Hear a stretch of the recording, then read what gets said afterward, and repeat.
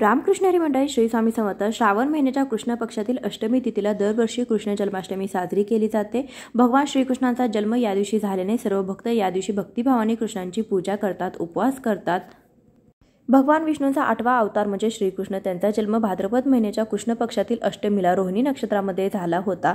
जन्माष्टमीची अष्टमी तिथी ही रोहिणी नक्षत्राच्या योगावरती ठरत असते. यावर्षी अष्टमी तिथी आणि रोहिणी नक्षत्र हे वेगवेगळ्या दिवशी येत असल्यामुळे जन्माष्टमी 2 दिवस असणार आहे. पंचांगानुसार 15 ऑगस्टला अष्टमी तिथी रात्री 11:49 सुरू होईल.